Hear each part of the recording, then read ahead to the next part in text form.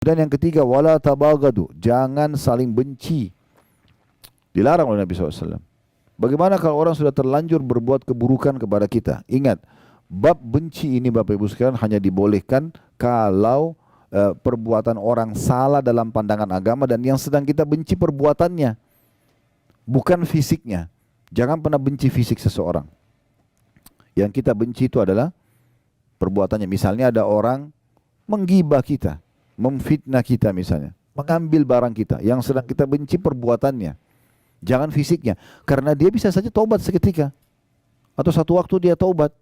Contoh misalnya, dia taubat nasuha, kemudian dia minta maaf sama kita. Tetapi kalau hati kita sudah terlanjur kotor, tidak baik, kita susah memaafkan dia. Karena yang kita benci fisiknya orang. Kan gitu. Itu mulai dari pasangan hidup kita, misalnya mungkin pernah berbuat salah. Kalau kita membenci perbuatannya, sebagaimana agama mengajarkan kita untuk membenci perbuatan yang dipandang salah dalam agama. Ya, dia pernah berzina, selingkuh, dia pernah berbohong, apa saja. Kemudian kita tahu ini perbuatan haram dalam agama, kita bilang ini nggak boleh, haram dalam agama. Terus dia taubat nasuha, dia berubah, dia menjadi orang soleh atau soleha.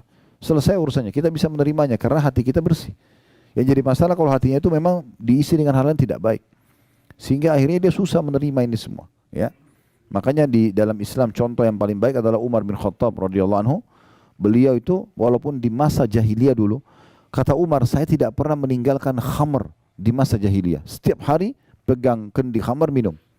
Ya, setiap hari keluar Umar hanya untuk menyiksa umat Islam di Mekah ini. Dia keluar, dia temannya Abu Jahal, temannya Abu Lahab. Kalau mereka punya budak-budak lagi disiksa, Umar datang membantu untuk nyiksa doang. Dan Umar itu radhiyallahu anhu sebelum masuk Islam, dia kalau sudah siksa dari pagi, macam-macam disiksa orang itu sampai menjelang sore sudah capek dia. Dia bilang, saya tinggalkan kamu bukan karena kasihan ya, besok saya kembali. Gitu, ya. Sampai pernah ada keluarganya Umar, perempuan namanya Ummu Abdillah. Ummu Abdillah ini punya anak kecil. 153 orang sahabat yang masuk Islam di masa Nabi SAW di Mekah ini 13 tahun, cuma 153 saja Muslim karena luar biasa diboikot. Ya, semua informasi orang yang tanya tentang Islam pasti digebukin. Tidak ada yang berani nanya. Di Mekah ini dulu tidak aman. Setiap umat Islam jalan, kalau kita jalan bisa digebukin, bisa diambil hartanya, bisa dibunuh, nggak ada hukuman. Begitu luar biasa terancamnya. 153 ini 83 hijrah ke Ethiopia. Tinggal 70 yang tinggal bersama Nabi SAW di Mekah. Nah, pada saat ya, yang tinggal di Mekah ini mereka bersama Nabi SAW itu siksaannya luar biasa, gangguannya luar biasa. Mereka tidak bisa hidup dengan tenang. Gitu. Maka mereka ada yang keluar ke Ethiopia. Salah satu yang keluar ke Ethiopia ini adalah Ummu Abdillah, keluarganya Umar bin Khattab ini. Nah, Bapak Ibu saya lihat Mekah kan ini kelihatan di sini gunung-gunung ya. Nah, dulu itu Mekah dikelilingi dengan benteng, tembok, gerbang. Dia hanya terputus kalau ada gunung. Gerbang lagi, dinding yang tinggi, baru gunung lagi, begitu-begitu. Nah, pintu gerbangnya dulu Mekah itu tidak banyak. 1 atau 2. Pintu utamanya pintu Bani Syaibah namanya. Nah, waktu itu kebetulan Umar bin Khattab yang berjaga-jaga. Beliau yang jaga. Dan Umar terkenal sangat keras dengan umat Islam. Ummu Abdillah ini tahu, semua teman-temannya kaum muslimin sudah berhasil keluar dan mereka janjian di satu lembah di padang pasir, tapi nggak disebutin di mana. Ummu Abdillah ini tahu, oh Umar sedang berjaga. Maka apa yang terjadi? Ummu Abdillah muter jauh, naik gunung. Turun dari gunung supaya tidak lewati pintu gerbang. Dengan hikmah Allah SWT, Umar bin Khattab ini lewat, memang lagi ngecek keamanan Mekah, lewat di sebelah gunung itu. Ketemu sama Ummu Abdillah lagi turun dari gunung. Dia kaget, malam-malam, menjelang pagi, menjelang subuh. Dia kenal, Ummu Abdillah, apa yang buat kau naik gunung gini, untuk apa? Dari sukunya dia. Maka Ummu Abdillah mengatakan, betul-betul ya, kami ini tidak bisa tenang hidup dengan kalian, walaupun kita punya hubungan kekerabatan. Di dalam Mekah kalian larang kami beribadah dan beriman kepada Allah, kami pun mau keluar kalian tidak izinkan. Umar pada saat itu pertama kali lunak hatinya untuk umat Islam. Sebagian ulama sejarah mengatakan ini sebab dia masuk Islam. Salah sebagian ulama, ya. Awal mula dia tersentuh. Lalu dia mengatakan, memang kau mau kemana? Kata Umar, perempuan di masa itu kan bukan kayak sekarang naik pesawat, aman, tiket, ada pengawasan. Gak ada, orang naik kuda, jalan kaki, bisa dirampok tengah jalan. Zaman dulu tuh kayak mustahil orang keluar, apalagi malam hari. Maka kata dia, saya mau ke Habasyah, mau ke Ethiopia, menyelamatkan agama saya. Mulai Umar berenung, lalu Umar mengatakan, pergilah Ummu Abdillah, semoga kau dilindungi. Pergilah Ummu Abdillah ini, ketemu sama teman-temannya di padang pasir. Lalu mereka tanya semua, kenapa kau terlambat Ummu Abdillah? Dia cerita, yang jaga pintu gerbang Umar. Saya naik gunung, jadi saya selamatkan diri. Tapi dengan hikmah Allah saya turun ketemu Umar. Oh, mereka semua penasaran, tahu Umar ini luar biasa gitu benci dengan Islam. Maka kata mereka, lalu apa yang terjadi? Umar mengatakan kepada saya, kau mau kemana? Saya ceritakan semua. Setelah saya ceritakan semua, dan Umar mengizinkan saya pergi. Bahkan Umar mengatakan, semoga kau dilindungi. Lalu kata salah satu orang yang hadir di situ, dari sahabat-sahabat Nabi mengatakan, mudah-mudahan jadi sebab masuk Islamnya Umar. Apa kata mayoritas sahabat? Kalau Umar tidak mungkin masuk Islam sampai unta masuk ke lubang jarum. Karena kayak nggak mungkin masuk Islam gitu. Kayak nggak masuk akal mereka bisa masuk Islam. Lalu mereka diam semuanya. Subhanallah, betul. Beberapa hari setelah itu, Umar bin Khattab mendengar kekacauan, maksudnya bagi dia ini sudah kekacauan di Mekah. Kenapa kok ada agama baru ini? Sehingga membuat suami istri bisa berpisah, keluarga sama keluarga berpisah. Yang satu beriman pada risalah Nabi SAW, yang satu tetap menyembah berhala. Dia keluar nenteng pedang, saya mau bunuh Muhammad sekarang. Gitu niatnya keluar. Di tengah jalan dia ketemu dengan satu orang sahabat. Lihat, di Mekah ini dulu terkenal Bapak Ibu sekalian, Umar itu kalau sudah pegang pedang, berarti dia mau bunuh orang. Sudah. Dan kalau dia sudah keluar, dia mati atau orang itu mati. Begitu prinsipnya. Jadi sangat tegas. Maka orang ini lihat, ditanya, hai Umar mau kemana? Dia bilang, saya mau bunuh Muhammad. Karena orang ini takut nanti dia datang bunuh Nabi. Maka Nabi itu ada di pinggiran kota Madinah, itu di rumahnya Darul Arqam ya. Satu sahabat yang umurnya cuma 16 tahun, tapi Masya Allah dia siapin rumahnya untuk menampung dakwah Nabi SAW. Yang jelas waktu itu, dia mau alihkan, lalu dia mengatakan, kenapa kau cari Muhammad? Tapi dia sembunyikan keislamannya. Sementara adikmu sendiri perempuan, adik Umar bernama Fatimah, sudah masuk Islam, masuk agama Muhammad. Umar tambah marah. Apa benar? Dia datang ke rumah adiknya. Rupanya adiknya lagi belajar Al-Quran sama suaminya dan terdengar suara. Diketuk pintu, terlat dibuka, didobrak pintu sama dia. Dia masuk. Apa yang kamu baca tadi? Dan seterusnya. Dia marah-marah. Akhirnya dia mau ambil Quran itu, adiknya tahan. Maka dipukul, dia pukul adiknya. Ya, dalam beberapa riwayat sejarah dikatakan dia pukul dan akhirnya adiknya jatuh. Suaminya, si adiknya ini, suaminya Fatimah atau adik iparnya dia mau membantu tapi dipukul juga. Mereka tidak berani sama Umar. Melihat kejadian tersebut, Umar tersentuh. Ini agama apa kalian ini? Kenapa kok sampai begini kalian belahnya gitu? Maka Umar bilang, tolong kasih kepada saya mau baca. Kata adiknya, tidak bisa, kau kafir najis. Kalau kau sudah mandi baru saya kasih. Begitu dalam buku sejarah. Maka Umar mandi lalu kemudian dia buka, dia baca surah Toha, surah nomor 20 dalam Al-Quran. Beberapa ayat pertama. Kurang lebih maknanya, kami turunkan Al-Quran bukan untuk membuatmu sedih hai Muhammad. Kemudian ada cerita Nabi Musa alaihissalam. Isinya luar biasa dan dia ngerti dalam bahasa dia.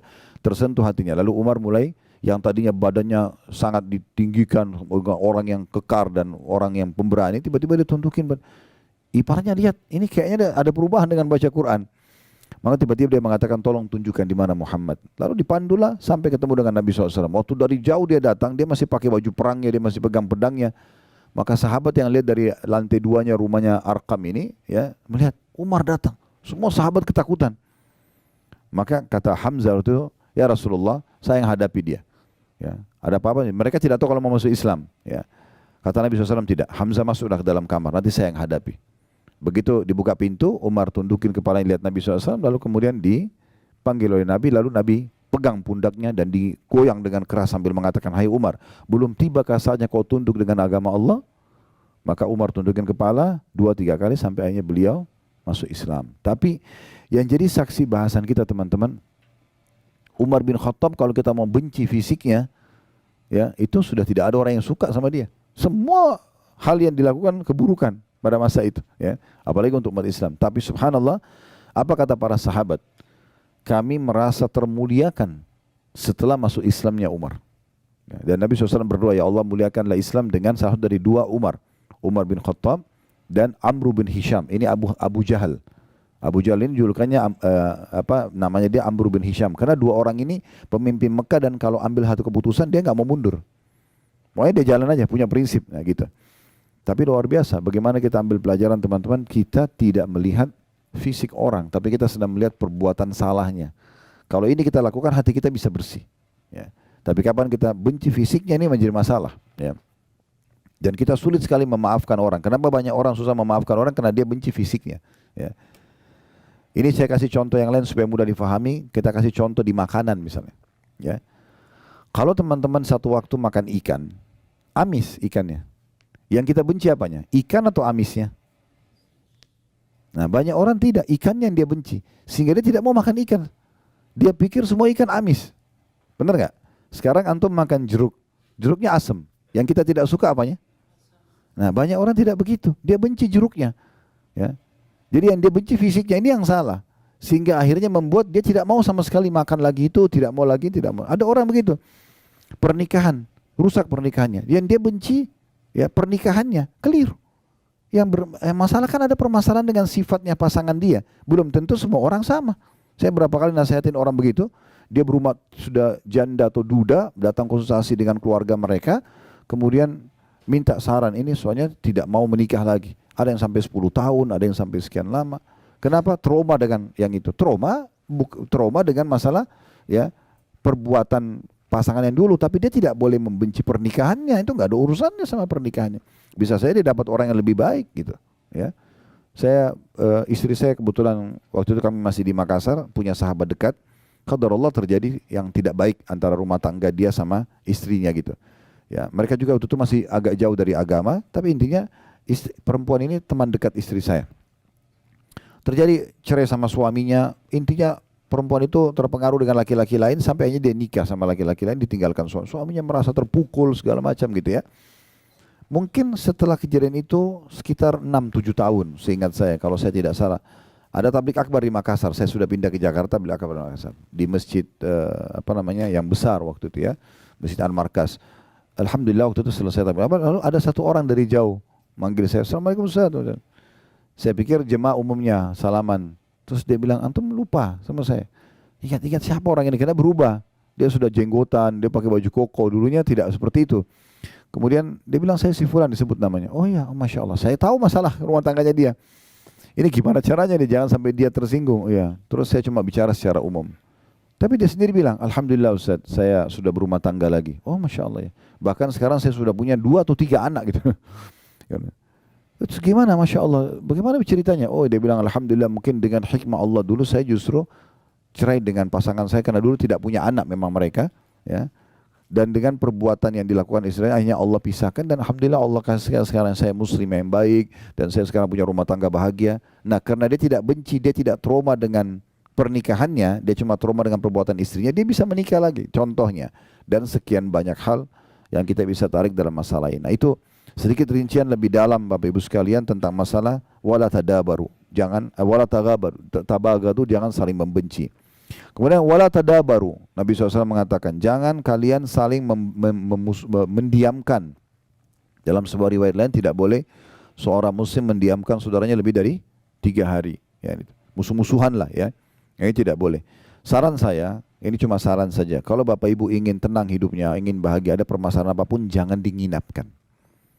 Selesaikan pada saat itu. Suami istri kah, sama siapapun, clearkan langsung. Duduk, masalahnya apa? Ini. Yang salah minta maaf, yang benar memaafkan. Buka lembaran baru. Memang begitu kehidupan kita teman-teman sekalian. Gak ada orang ideal sekali semuanya tidak ada salahnya sama sekali. Itu gak mungkin. Kan gitu. Makanya Imam Syafi'i rahimahullah mengatakan orang kalau mau langgang dalam bersahabat, maka dia harus bersabar dengan kekurangan dan kesalahan sahabatnya. Yang penting orang itu tidak ngotot dengan kesalahannya, dia mau berubah. Karena tidak ada manusia yang sempurna. Nah, ini yang dimaksudkan. Terutama dalam masalah, saya kadang-kadang kalau mecahin masalah-masalah rumah tangga teman-teman, dengan izin Allah SWT, bukan dari saya tapi Allah mudahkan saja, selalu saya ingatkan masalah itu. Syaitan ini selalu membuat masalah-masalah kecil dalam rumah tangga sudah cukup membuat mereka tidak interaksi biologis berapa hari, mereka saling mencari kesalahan berhari-hari. Makin lama kita perbaikin, makin banyak permasalahan yang dilahirkan. Kenapa enggak duduk aja, selesaikan hari itu, pegang tangan pasangan, duduk baik-baik, kita bicarain masalah. Masalahnya apa? A, B, C. Oke, siapa yang benar? Nanti akan ketahuan tuh, pasti enggak mungkin dua-duanya benar, pasti ada benar, ada salah. Oke, yang salah minta maaf, yang benar memaafkan, buka lembaran baru dan selesai. Semua isi WA yang lalu-lalu bertengkar hapus, enggak usah dibaca lagi. Sudah baik-baik 6 bulan berjalan, kemudian tersinggung masalah itu, kamu pernah buat itu? Kapan? Ini buktinya. Ya. Gak usah dibawa-bawa, selesai. Buka lembaran baru berarti seperti kita hidup baru. Memang harus begitu. Dalam kehidupan kita harus begitu. Dalam rumah tangga, dalam berteman, nah, dalam berbisnis memang sudah begitu. Selama orang itu mau memperbaikinya, sudah. Kita tidak perlu saling mendiamkan. Ya, kita harus berlapang dada. Abu Bakar radhiyallahu anhu pernah membiayai Marthad, ya, salah satu sepupunya.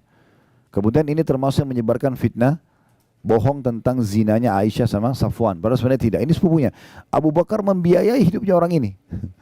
Lalu kemudian dia gosipin berita itu. Termasuk dia dicambuk 80 dera di masa Nabi SAW. Ya, ada 3 orang yang didera pada saat itu, Hasan bin Thabit, kemudian Marthad bin Abi Marthad ini, atau ada nama lainnya ya, julukan atau nama lainnya, ada nama-nama lain yang disebutkan oleh ulama. Kemudian ada satu lagi, Hamna binti Jahash. Ini ipar Nabi SAW sendiri, saudaranya Zainab binti Jahash. Itu akhirnya dicambuk ya si sepupu Abu Bakar ini. Abu Bakar bersumpah sama Allah, kamu yang selama ini saya bantu, kok masa buat begini gitu. Demi Allah saya tidak akan bantu kamu lagi. Itu normal manusiawi kan. Kita bantu tapi dia malah yang menyebarkan gosip yang tidak benar tentang anak kita itu. Tapi Allah SWT turunkan dalam surah An-Nur ya. Janganlah orang yang telah diberikan kelebihan harta, kedudukan. Abu Bakar maksudnya, turun kepada Abu Bakar. Dia tidak mau membantu para kerabatnya, orang-orang yang berperang di jalan Allah dan seterusnya gitu kan. Maka Allah menutup ayat sambil mengatakan, "Ala tuhibbuna an yaghfirallahu lakum?" Apakah kalian tidak ingin dengan memaafkan dan membuka peluang lagi kesempatan bagi orang lain untuk memperbaiki kesalahannya, Allah memaafkan dosa kalian? Itu dalam surah An-Nur Allah sebutkan. Maka Abu Bakar langsung mengatakan dalam riwayat-riwayat yang sahih, "Ya Tuhanku, aku ingin engkau memaafkanku." Lalu dia bayar kafara sumpahnya, lalu dia kembali membiayai hidupnya sepupunya tadi. Ya. Tapi di sini tentu sepupunya dalam kondisi bertobat, mengakui kesalahannya. Ya. Maka di sini yang berarti yang dia benci bukan fisik, tapi dia benci perbuatan yang dilakukan tadi. Selama orang tinggalkan selesai.